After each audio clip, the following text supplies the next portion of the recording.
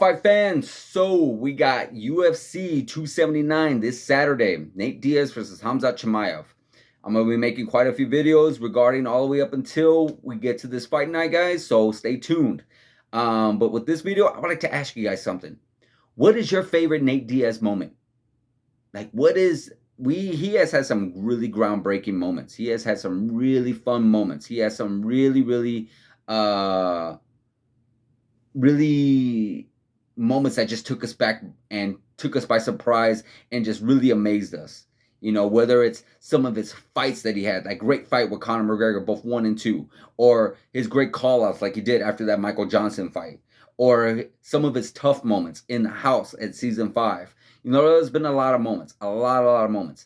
So my favorite moment was definitely that Conor McGregor call-out.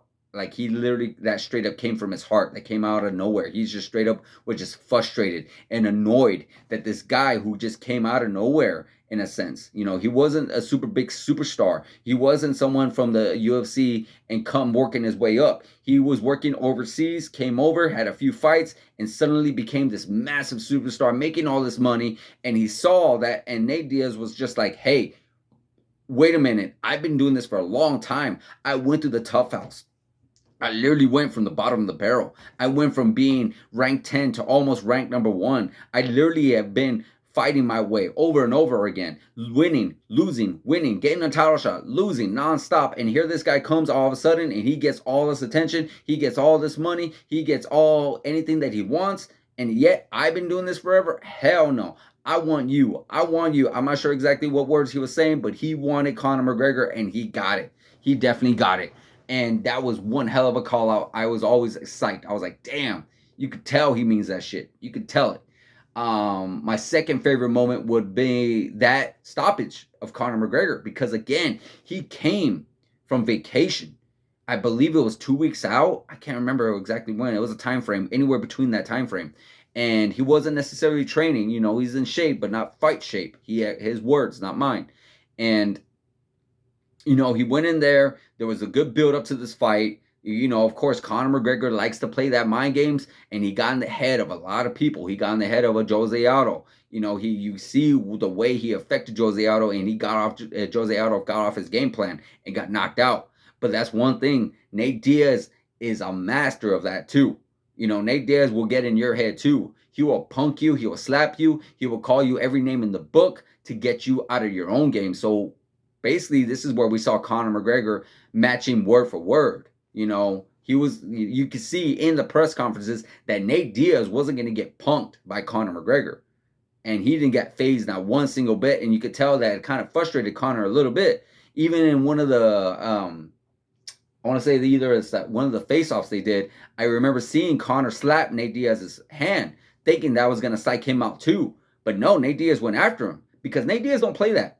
He don't play that nonstop. Like, if you're going to come after him, you're going to try to fight him, he's not going to play around thinking talk. He's going to come after you. You know, you call him out, you call him some shit, you talk all kinds of shit about Nate Diaz or the Diaz brothers in general or his team. They're not going to talk shit back. They'll find you, they'll see you, and they'll come after you. Plain and simple. They'll call you out, and if they see you in person, they're going to step up to you. And that's what Conor McGregor did. You know, Conor McGregor thought that he can out-punk Nate Diaz, and nope, that didn't happen. Nate Diaz went after him. His whole team were going after him, and they had to separate him. So, yeah. So, when I came to that fight, you know, it's like Conor McGregor knew right away, like, damn, this guy is not getting punked out. You know, I'm sure he was feeling confident still, and he definitely was. Because come fight night, he was tagging Diaz up 100%. He was literally connecting with Diaz every shot. But he was hitting Diaz with shots that usually puts people down. And Diaz wasn't going anywhere in that fight. You know, he could see, like, holy shit. And he was just constantly unloading and seeing Diaz coming back, fighting back nonstop. Because Diaz is a cardio machine, guys. You guys will know this. And Diaz isn't a knockout artist. He has knocked out people before. But he will keep throwing and throwing until he cannot throw anymore. And when that means he cannot throw anymore, it's because the fight's over. You give him an hour fight, Diaz will fight for an hour. And what ends up happening? You know, Diaz connects with Conor in that second round. He wobbles him. Conor McGregor is in now scare mode. He is like, oh my God, I've never been here before. I never got hit like this before. I've never been rocked like this before. So now all of a sudden he goes for that takedown. Diaz chokes him out. What a moment that was. That was one hell of a moment. I know a lot of people were picking on Conor, were saying Conor McGregor was going to do it. Conor McGregor was going to just demolish Nate Diaz. Of course, we know Nate Diaz wasn't at the level he was now as he is in now. So yeah, that was one hell of a moment to look back at. My last one, my third one would definitely have to be that Leon Edwards connection. Like, dude, seriously, again, that's why you never count out Diaz. That's why I was a little upset when that fight with Jorge Masvidal got caught off after the third round. Because we know Diaz, he's a very slow starter, which can be frustrating. It can be very frustrating. We want to see him just start lighting up. Like, dude, don't wait. Just go after him. Don't wait for this guy to get tired. Don't wait for this guy to like unleash on you. Because unfortunately, Diaz has a lot of scar tissue. And he does look a lot worse than what he is. That's why a lot of people get a little excited and they see the blood and like, oh yeah, I'm gonna go with her. Like, dude, Diaz bleeding is like literally the most normal thing in the world. Seriously, it is like literally no achievement. Diaz, literally a leaf can make Nate Diaz bleed, and that's not an insult. It's just because of all the scar tissue, because of all the wars he has been in. That's just plain and simple. So anybody that makes Nate Diaz bleed, whether it's in training, whether it's in the fight, you don't make it like, oh my God, I can't believe I made Nate Diaz bleed. It's just his scar tissue, and that's what's very unfortunate.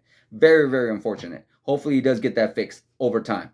But nonetheless, you never count him out. And when they stopped him in that Jorge Masvidal fight, it was very disappointing because we know he could have continued. He was still ready to go. He wasn't struggling, even though he was losing the fight. And, Jorge Masvidal was definitely taking it to him.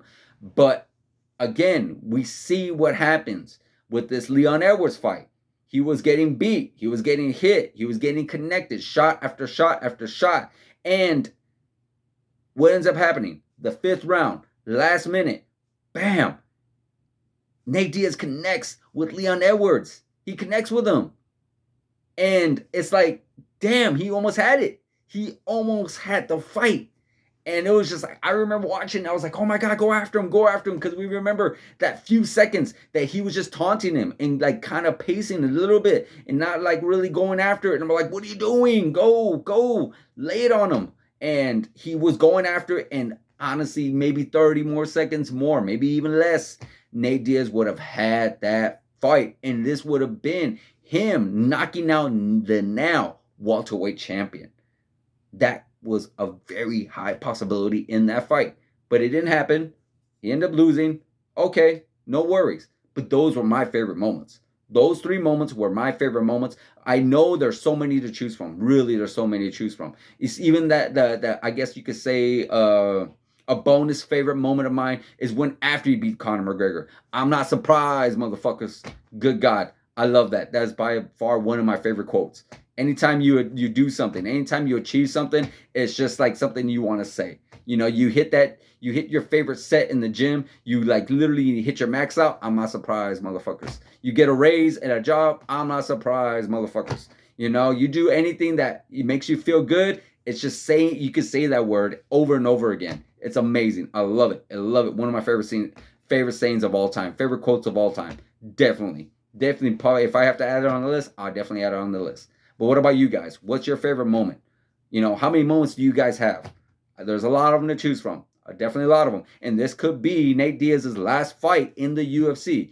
I feel like he will return later. Maybe, who knows? Maybe UFC will offer him another contract and he won't go anywhere. You never know. But let me know what you guys think in the comments. Like, subscribe, hit that notification button, and I'll see you guys in the next video.